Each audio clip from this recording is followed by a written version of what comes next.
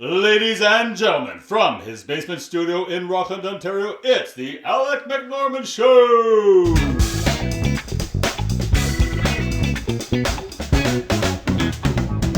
Hey everybody, and welcome to episode number 2 of the Alec McNorman Show. I'd like to say thank you for those of you that took the time to listen to and download episode 1.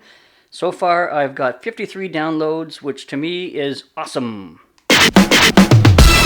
Really looking forward to continue to put out these podcasts for you, and so we can continue to entertain, laugh, and maybe even learn a little bit.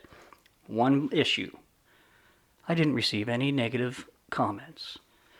How am I supposed to read negative comments on the air if you don't send me any negative comments?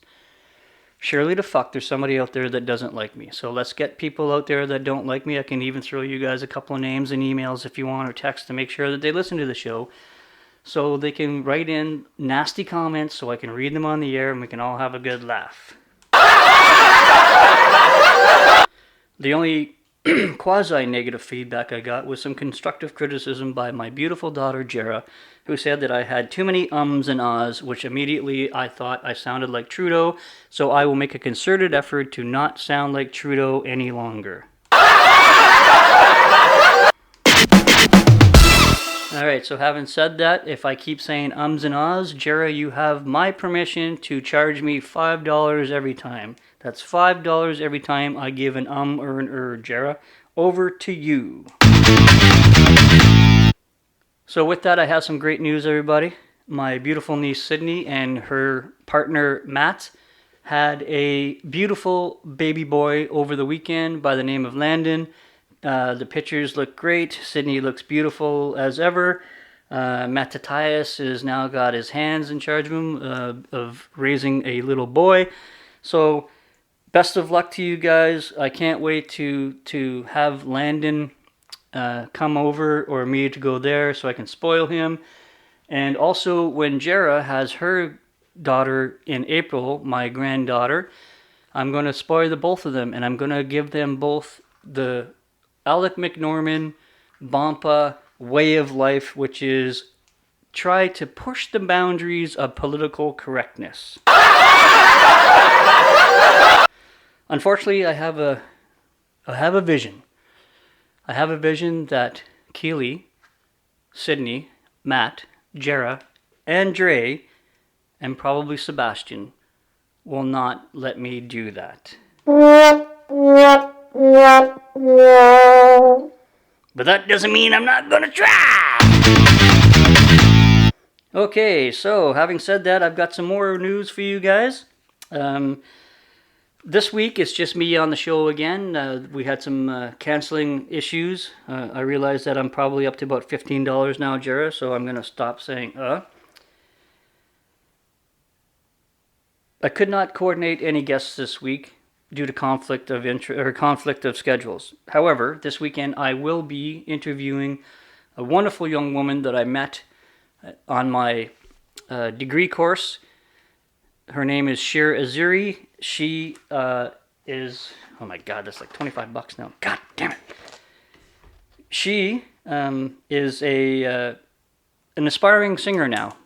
She has released a single debut called Not Alone. I listened to it. I highly recommend it if you can. Go to Spotify or any place else where you can find her music. It's Shir Azuri, Shirazari, and her song is called Not Alone. It's a beautiful, beautiful song about mental health. I think that it should be an anthem for mental health in Canada. We're going to discuss that song and her journey towards the music industry and how things are going. I've also got other guests, Matt Muzzy, who is a former military medic, who is now an ambassador with Wounded Warrior. Jay MacArthur, who was a military cook, I believe he was. We met on the Princess Operation Entrepreneur course in Regina. On his transition, he left the military. He opened up a home inspection business in Trenton, and now he's transitioning once again to go back to school, and so we're going to catch up with him and see what's next for him. I've also got a guest, Brent Waters, who I've known for many years. He was my sergeant back in the day, and went through the military, did his own degree, worked in dispute resolution in the military and as a civilian and for the RCMP. Just turned 60 over the weekend, and he's looking forward to retiring this year. So we're going to catch up with Brent and see how things are going there. We're also going to discuss things with my friend Frank Mio, he's still in the military, but he's looking at his medical release right now. We're going to talk about property management. Frank has some properties and some good investment advice for people out there, so we'll discuss that. And unfortunately, we will also be discussing his ongoing battle with prostate cancer, which, of course, we wish him the very best. And we will be there with him through the thick and thin of this battle with cancer for him. And I look forward to having him on the show so we can discuss this and get the message out about how important it is, people, to keep looking after your PSA and all that good stuff. Okay, and then we also have another old friend of mine by the name of Mike Brown, who's an American. He was a police officer who's now retired in Columbus, Georgia, and he's a triathlete who started triathlons in his older age, of over 35, which I think is...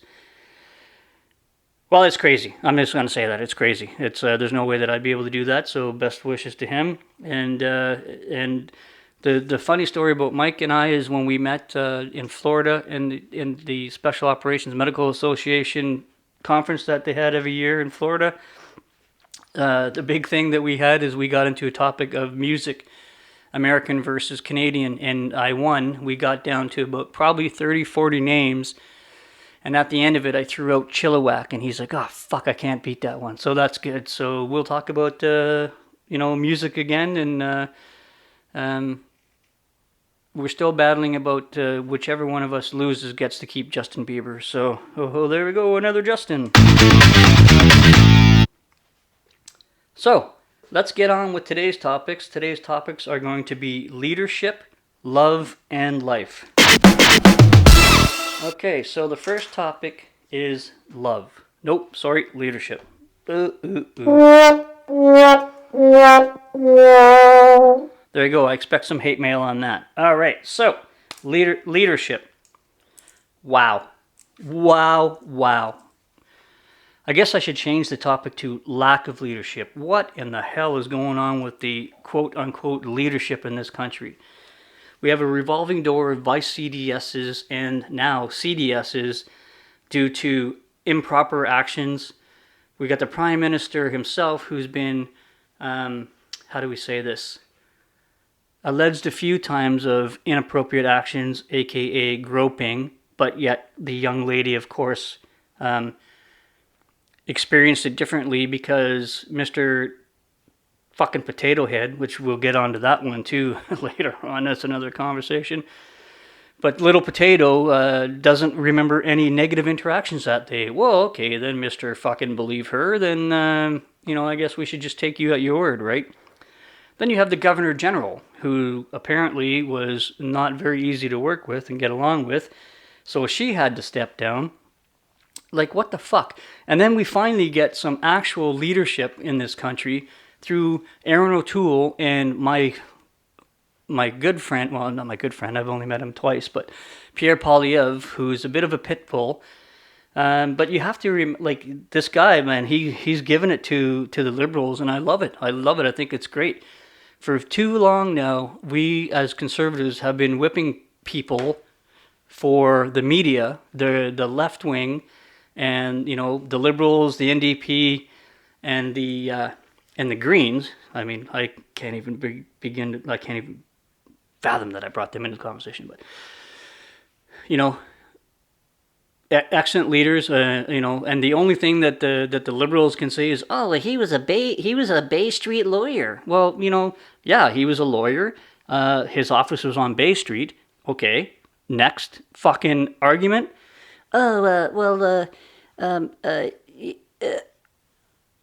He's Trump.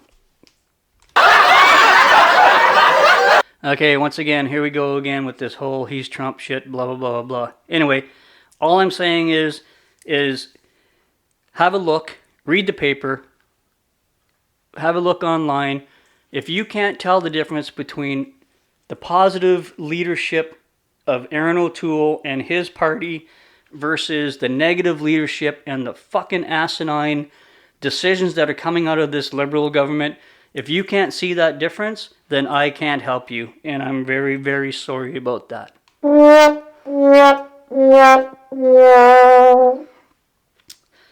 Okay, if you're having difficulty with the what's the word I'm looking for here? The difference between good leaders and bad leaders, perhaps you might want to look at some books, okay? So a friend of mine who's into the entrepreneurial space right now after her military career with her spouse, she put me onto some leadership books, and she's a big proponent of a guy named Simon Sinek. Now, I didn't really see much of the appeal between when I read his book that she saw, but there are others that are out there, like Jay Shetty. My wife Linda, put me onto Jay Shetty. It's okay. Like his stuff was good. Again, a positive message, but I mean, who really wants to learn to think like a monk, because it's too restrictive of a living. And when I was doing my isogenics days, I got onto a guy named Rod Hairston. His gratitude and way of looking at things, leadership and motivation and stuff, I found that very, very helpful. And then, of course, you've got Tony Robbins, like the great Tony Robbins. He's the master. He's the guru. You can't really, not learn anything from that guy. He's a juggernaut. But I found myself in discussion with my therapist and my speech pathologist about two other people that are out there right now. David Goggins, who is a former Navy SEAL, and another guy by the name of Eric Thomas. And I believe Eric Thomas was a football player, if I remember correctly. But anyway, their message is simple. It's pure. There's no reason to have any excuses. It doesn't matter where you're born, where you're from, if you're rich, if you're poor, if you're black, if you're white, Hispanic, Oriental, Asian, whatever. You're the only person that can change your life. Nobody else can change your life. It's up to you. You can sit back and you can say, woe is me, I'm fucking born in wherever, and life is bleak and I have no meaning. Or you can do what these two guys did and get off their ass and go for it and work at it. Now, I actually liken David Goggins' book to basically The Passion of the Christ, because the book is basically, how that man just continued to endure pain after pain after pain after pain to achieve his goals. It's not something that I ever see myself doing, like shitting myself on a 100-mile run. I don't think that that's something I'd like to do. But you know what? Kudos to him for the career that he's had. He had a good military career, and now he's got a good motivational speaking career, and he's also a smoke jumper. So, if you can't find motivation out of listening to David Goggins or Eric Thomas, then I can't help you. Okay, so basically the last thing I want to say about leadership is, in my opinion, and I could be wrong, but I still have former troops that reach out to me for advice every once in a while. So I'm going to go on a limb and say that I was a fairly good leader. As a junior leader, I don't think so. I think I was a bit too aggressive. A friend of mine, Dan W., if you're listening, God love you, brother. He tried to tell me when we were corporals the difference between assertion and aggression. And it took me a couple more years to learn that. I remained being aggressive, probably too much. So, but then I had learned the difference between aggression and assertion, and that made me a much better leader. But my father, who was a firefighter, who retired as a platoon chief in the City of North Bay Fire Department, he's where I got all my leadership ability from. And he put me on the right path. He's like, Norm, just do your job, keep your head down, and things will come to you. He's another guy that kept getting passed over every once in a while for promotion or whatever, like I did. Whatever, neither here nor there. He just kept doing his job, and then at the end of the day, he ended up, he could have taken over in charge of training, but it was his time. It was 30 years, and he was done. And so flash forward to my 32nd year, and I was medically released, but at the end of the day, like I think I was done too after 32 years, and I think I'd done my time. I ended up retiring as a master officer, and but it was a good experience. I definitely wasn't a streamer by any stretch of the imagination. I was a corporal for 12 years. The only rank I wanted to be was sergeant, and it was my shortest time in that rank. I was only a sergeant for 2 years before I went to warrant, which again was another 8 years as warrant, and then 5 years in an MWO before I got out. But anyway, that's neither here nor there. Basically, all I wanted to say with that is that I really appreciate the heart that I used to have with my father, and I miss those. I miss those daily. He passed away in 2015, and I miss him every day. But he was a great leader, great mentor, and I miss him. The other thing I'd like to say is, as people are starting to see now what the leadership in the military was like back in the days of the 80s and 90s and 2000s, with the CDSs, being under the microscope. When I was in the infantry battalions, I had great leadership. I'm not going to lie, but the leadership that I had, like anytime I was at like a field dam or a field hospital or NDMC, having a degree does not make you a leader. We had some fucking horrible leaders in the military medical environment, and I'm not going to lie. We had some good senior NCOs. We had some poorer senior NCOs. And we had a very, very, very small spattering of good officers. I can probably count on one hand the amount of like I met some good nurses that turned out to be fairly good leaders. A couple of HCAs that were pretty good leaders. One or two doctors that turned out to be fairly good leaders. But what made them good leaders is they actually listened to their senior NCOs. Anyway, I'm getting off on topic, but just to say that, what people are seeing now in the news about the military and the CDSs and the vice CDSs and all the shit that's going on and how horrible, their reputations are is, that was just a tip of the iceberg in the 80s and 90s of the military, and that's all I'm going to say about that. Okay, moving on to the next topic, which is love. Love, love, love, love, love, love, love, love, love, love, love, love. All right, so for those of you who don't know, I am, or at least was, a hopeless romantic growing up. It's hard to believe that, considering most of you think I was a callous, cold-hearted prick. But no, I actually love love. I loved being in love.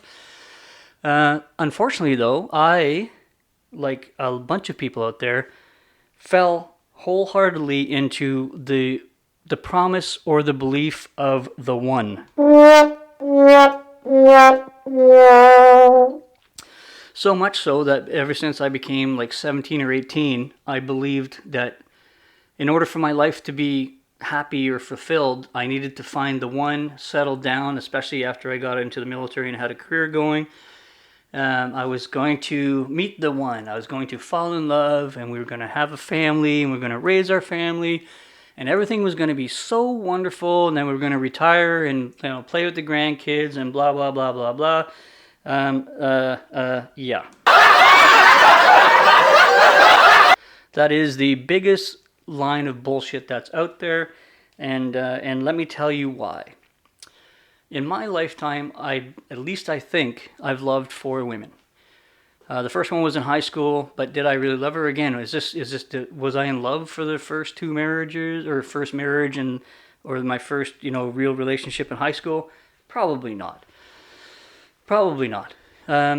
But I thought I was, right? So, I mean, and there I was, trying to, she said that she liked me, so I must marry her, and blah, blah, blah, blah, blah. And I forced things. I forced things too much, and I'm here to tell you that, for my first couple of serious relationships, I don't think I was a good dude. I don't think I was, I had a very, very poor attitudes toward love. Like, again, with this whole thing of like I was going to find the one, well then the one was also going to find me. So how dare they, or how dare I, have met somebody else before and had a relationship with that person? So it was all fucked up. I was pretty fucked up for a while. So moving on to my first marriage, again, I was like 21, 22, and she was 20, 19, 20. And again, same thing. She was attractive. She was, athletic. Everything was good. She liked me. I liked her. And all of a sudden, boom, I got to marry her. So we got married. Well, that lasted about probably 18 months, and then that was done. I was a little bit better with my second marriage. Cindy and I met in, when did we meet? 94. Keely came in 95. Jarrah came in 97. And we had a good marriage. Things, we had our ups and downs like everybody else. 2007 could have been a better year.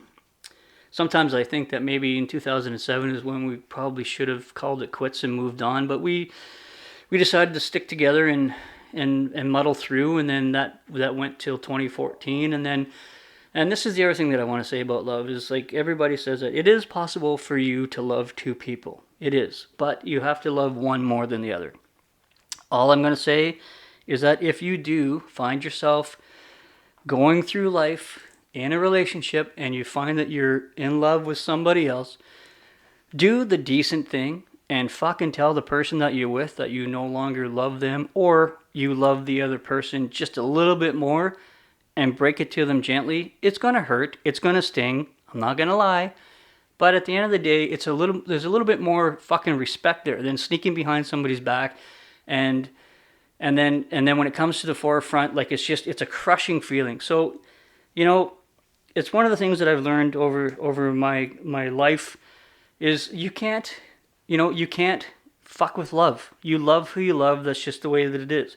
So if you're a dude that loves another dude, that's cool. If you're a girl that loves another girl, that's cool. Where I draw the line, though, is pedophilia. Full stop. Not even fucking debatable. You cannot love a child sexually.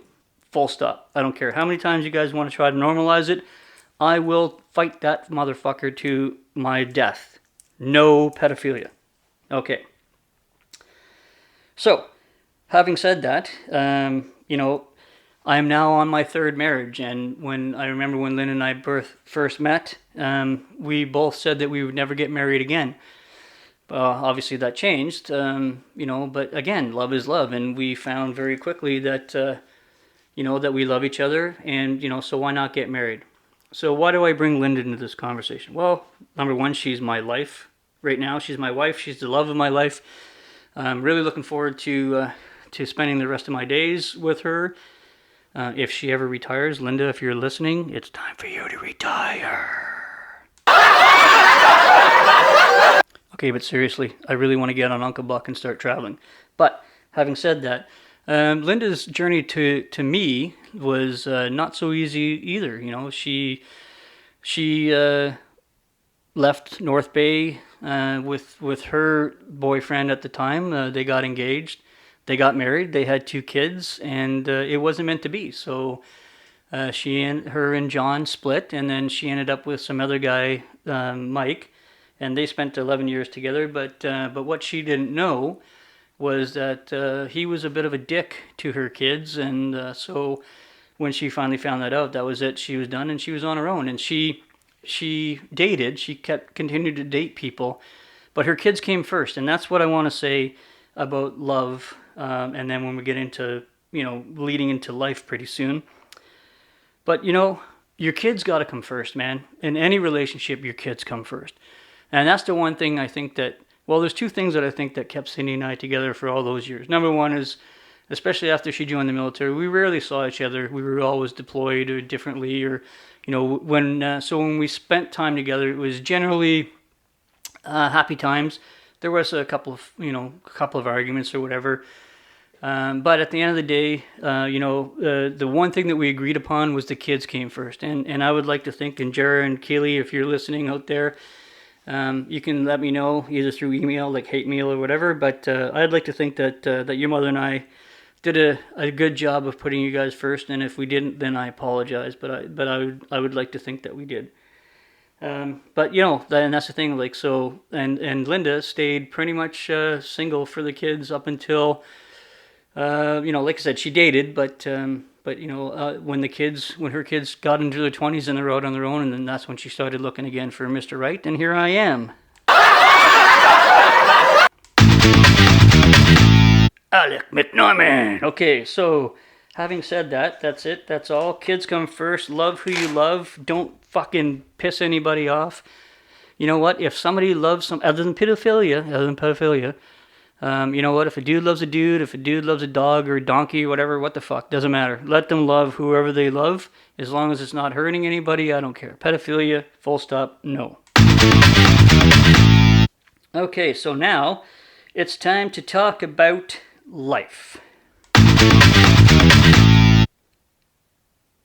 So, what do I want to say about life? There was a time in my life, and pretty much everybody's life, where as long as you weren't a shitty person, that you weren't going around beating people or, breaking the law or abusing your spouse or whatever, you could pretty much live your life. You could go out, you'd have your barbecues in the backyard, you'd have your friends over, everybody would have a couple of jokes, a couple of drinks, you can have some smoking and joking. You could call your best friend of a different color as a derogatory name and he would laugh and give it back to you and blah, blah, blah, blah. Somehow, somewhere, that all stopped. And now, all of a sudden, people like myself who I'm not an old guy, but I'm in my 50s. And I like to think that, my parents, who spent an entire generation of growing up and being some way and thinking a certain way, and now all of a sudden, if they don't think a certain way, they automatically get, okay, boomer. Like, you know what? If you're going to call anybody a boomer, what I'm going to say to you right now is go fuck yourself. Sorry, that's not the rant part. That's just me talking. But, I mean, come on. You've got somebody who was born in, like, the 30s or 40s who have brought this country, worked their entire lives to raise their kids and give to society and pay their taxes and blah, blah, blah. And now all of a sudden, if they look and they see a fucking guy having a baby and they can't understand it, now you're calling them names and they're like, oh, you're a fucking bigot or you're a fucking misogynist or whatever. Get with the times, boomer. So once again, I say, go fuck yourself. These people have spent their entire lives making it so goddamn cushy for the rest of us, and especially people younger than us, that your only fucking thing in life that you really have to worry about is the gender of a fucking plastic potato head? Are you fucking kidding me? Anyway, sorry. I gotta save that for the rant. But what I'm saying is, if somebody... It's not enough any longer for somebody to say, okay, you know what, I don't understand that, but you know what, whatever, go do what you do. Like, if you're a girl and you identify as a guy and then you get pregnant, you want to have a baby, whatever. I don't understand it, but you go ahead and do you. But now they're like, well, no, you have to understand it. And not only do you have to understand it, but you have to support it. And not only do you have to support it, you have to celebrate it, man, because that person, they have a right to do that. And we're sitting here like thinking, I didn't say that they didn't have a right to do that. What I'm saying is I don't understand it. Best wishes, as I've said earlier, you're going to have a kid, so put that kid first, and I don't really give a shit. Don't hate the kid. Don't abuse the kid. Make sure that when that kid leaves the house, they're a fully functioning member of society, and have a good life. I don't give a flying fuck. But don't fucking tell me that I gotta celebrate it and fucking dancing around and say, oh yeah, this is so awesome. A guy is giving birth to a kid. Well, no, if you want to be technical about it, it's still a female. Only females can give birth. Full stop. Anyway, I'm getting off topic, but again, so Lynn and I were talking about this the other day, and here's what I would like to push out.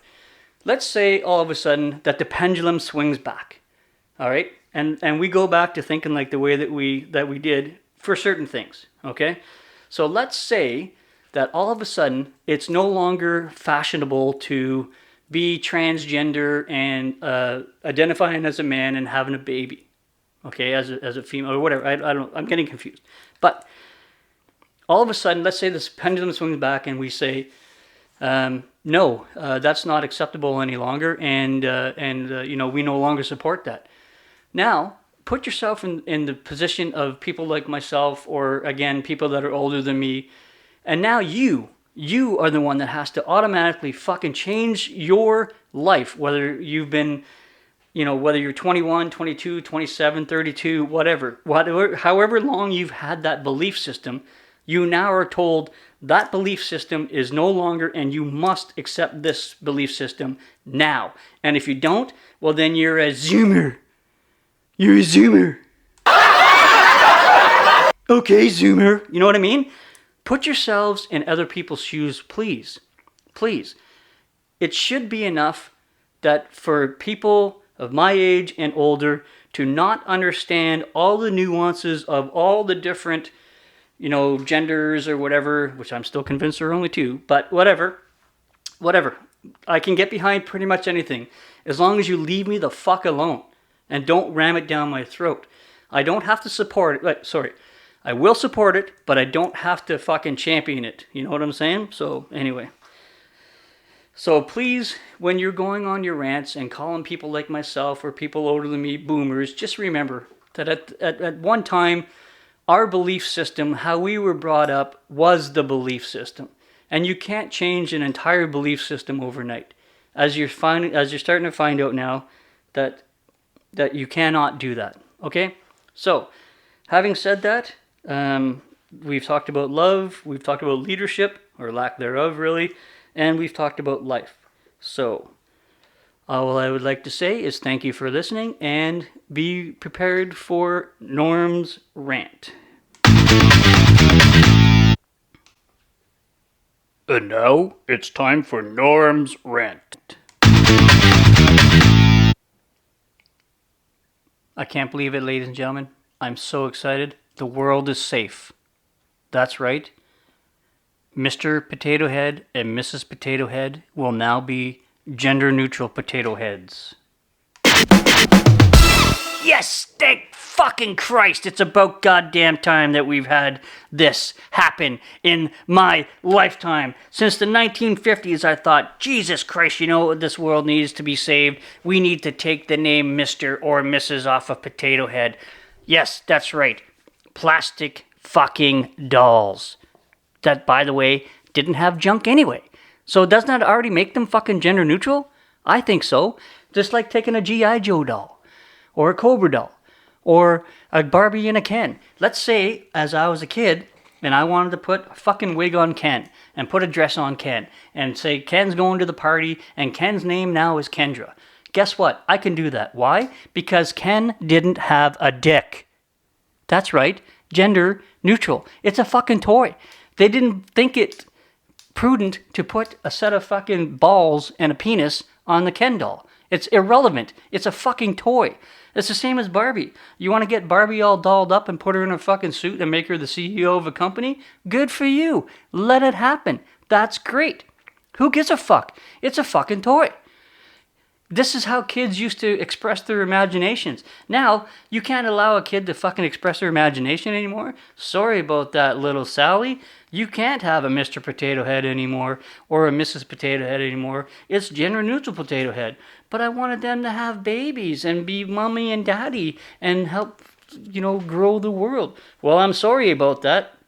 That's just not how things are. Think about all the little kids out there that are gender neutral. We need to have a world safe from gender-neutral toys because, hey, guess what? That's how things go. You know what? I don't buy it, man. I don't buy it. Are we now suggesting that everything in the world that a child has to use for their imagination needs to be gender-neutral? How does that make sense? I just don't understand how that's going to work. The world will not be saved by doing this. It's a useless thing, and you know what? I think it's a fucking gimmick to get people to talk. So now people will actually go out and probably buy Mr. or gender neutral Potato Head or Mr. Potato Head or Mrs. Potato Head with the actual box, so they can be collector's items. So in 5, 10, 15 years, They can say, ooh, wow, check that out. You got a Mr. Potato Head or a Mrs. Potato Head? Wow, that's awesome. How come they stopped making those? Well, you know what? Because they wanted them to be gender neutral. Oh, but aren't they gender neutral already? Like I'm pretty sure if I took Mr. Potato Head and took all the pieces off of him and took all the pieces off of Mr. Potato Head and took Mrs. Potato Head's pieces and put them on Mr. Potato Head's head, and I take Mr. Potato Head's pieces and put them on Mrs. Potato Head's head, I'm pretty sure it would be the goddamn same thing. In fact, I'm fucking sure it is because I've done it as a kid. So you know what? Why don't we take less time looking for stupid bullshit to fucking put out there and do things like this and actually try to save the world in other ways? Like, maybe, I don't know, instead of taking all this money and putting it into, doing commercials and stuff for fucking Potato Head, take that money and take it down to a shelter and give somebody a fucking meal. Or help somebody who's struggling pay their fucking mortgage. Or get them a fucking half-decent meal. Or some clothes that they need. Or pay tuition for somebody to get into university. Something. Anything. But leave the fucking toys alone. That's Norm's rant. Well, everybody, that's all I have for you today. So I'm glad that you guys joined in. And again, once again, I'm still learning. I'm still not 100% happy with the rant. I'm going to keep working on the rants. But other than that, I think I had a pretty good show. It's going to be better from here on in when I actually have guests to talk to. So that way you guys don't have to listen to me meander on about stupid shit. Anyway, happy Monday. Have a great week. And I will see you guys next week. Have a great day.